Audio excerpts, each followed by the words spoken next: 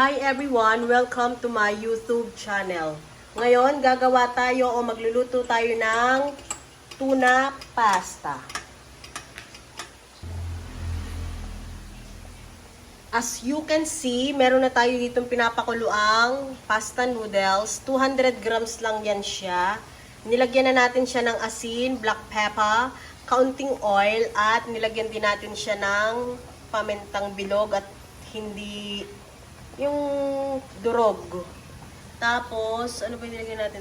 Nilagyan natin siya ng bay leaves at saka a little bit of cinnamon stick. Parang kalahati lang niyan siya. At para yun siya sa pampalasa niya, mas maganda ang aroma, mabango, mas I think a little bit yung little bit na medyo saucy na lasa, hindi yung basta pasta na pasta. At meron tayong tuna in can, 250 grams. At meron tayong mushroom, 100 grams, whatever. Meron na tayo ditong binukod na asin at black pepper, may isang bay leaves, kamatis, bawang sibuyas at bell pepper. So, antayin nating maluto yung ating pinapakuluang tuna pasta and then magigisa na tayo ng ating pasta sauce. Ito yung ating cinnamon stick. Kung wala naman kayong cinnamon stick ay okay lang. Pwede namang asin, paminta lang. Tapos a little bit of oil. Tapos yun na yun.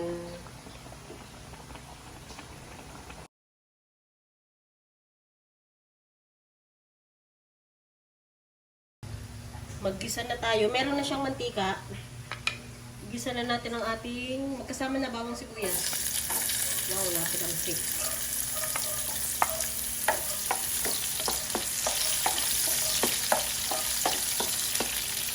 Kamatis.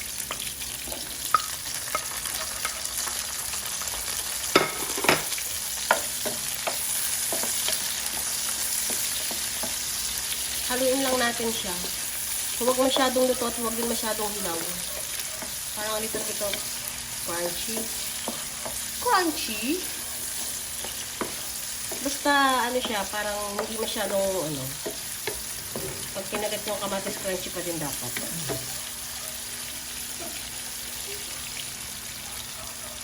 Ayan na siya after ng 2 minutes kong paghahalo. Maganda na ang pagkakagisa. Ilalagay natin ang ating tuna in can. 250 grams. Bahala kayo kung hanggang ilan ang kaya nyo ilagay yun. Or, depende sa lutuin. Dinamihan ko yung tuna para mas lalong masarap. 250 grams.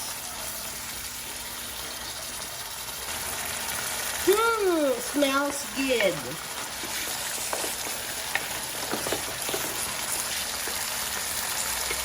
Ilalagay natin ang ating 100 grams na mushroom.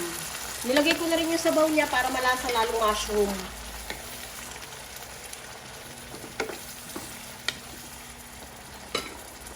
Lagyan natin ng ating bay leaves at ang ating salt and pepper.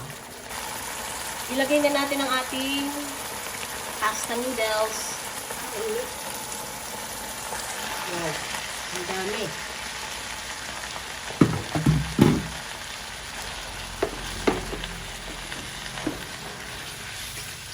Haluin natin siya.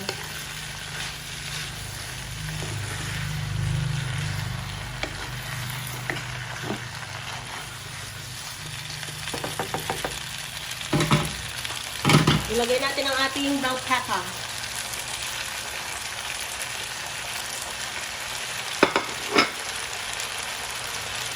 Ilagay natin yung ating broth ng pasta.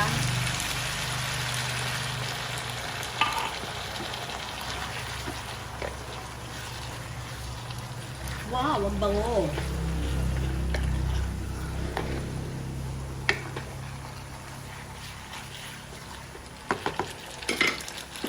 Lagyan natin ulit ng pampalasa. Salt and black pepper.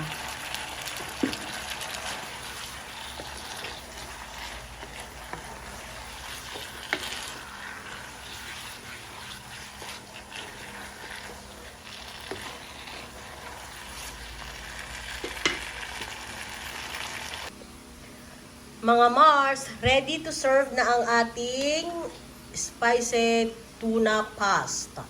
Ito yung tuna. Ayan siya. Try nyo din. Madali lang siya.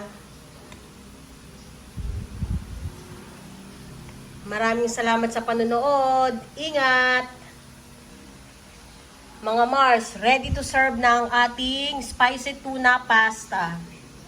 Try nyo din. Madali lang siya at hindi masyadong ganun ng cost. Maraming salamat sa panonood. Ingat tayo lagi.